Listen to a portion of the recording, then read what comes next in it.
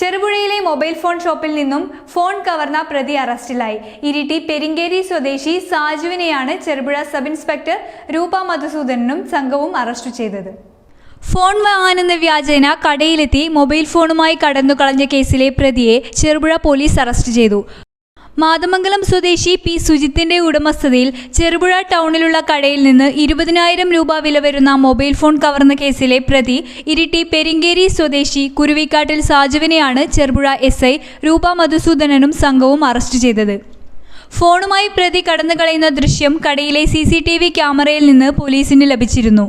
ഇത് പിന്തുടർന്ന് അന്വേഷണം നടക്കുന്നതിനിടെ കാസർഗോഡ് മത്സ്യമാർക്കറ്റിൽ നിന്നും സംശയാസ്പദമായ സാഹചര്യത്തിൽ ഇയാളെ കാസർഗോഡ് പോലീസ് പിടികൂടുകയായിരുന്നു.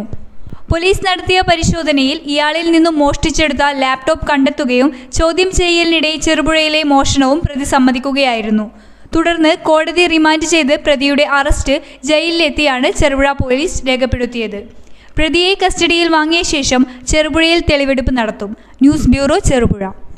സ്വർണം പണയം വെക്കുക, കൂടിയ തുക വാങ്ങുക, എങ്ങനെയെന്നൊന്നും ചോദിക്കേണ്ട. നേരെ ക്യാപിറ്റൽ ഫിനാൻസിയേഴ്സിലേക്ക് വന്നോളൂ. കൂടിയ മൂല്യമുള്ള സ്വർണം പണയപ്പെടുത്തി കുറഞ്ഞ തുക വാങ്ങേണ്ട കാര്യമില്ലല്ലോ. ഇനി സ്വർണ്ണ പണയത്തിന്മേൽ കൂടുതൽ തുകയുമായി സംതൃപ്തിയോടെ വീട്ടിലേക്ക് മടങ്ങാം. മറ്റു ബാങ്കുകളിൽ കുറഞ്ഞ തുകയ്ക്ക് പണയത്തിലിരിക്കുന്ന സ്വർണം തിരികെ എടുത്ത് കൂടുതൽ തുകയ്ക്ക് പണയം വെക്കാം. സ്വർണ്ണ പണയത്തിന്മേൽ EMI തവണ വ്യവസ്ഥ സൗകര്യവും 25 വർഷത്തെ പാരമ്പര്യമുള്ള ക്യാപിറ്റൽ ഫിനാൻഷിയേഴ്സ് കരുവഞ്ചാലിലും ചെറുപുഴയിലും. കൂടിയ മൂല്യമുള്ള സ്വർണം വെച്ചിട്ടുന്നതിന് കുറഞ്ഞ തുക ലോൺ എടുക്കണം.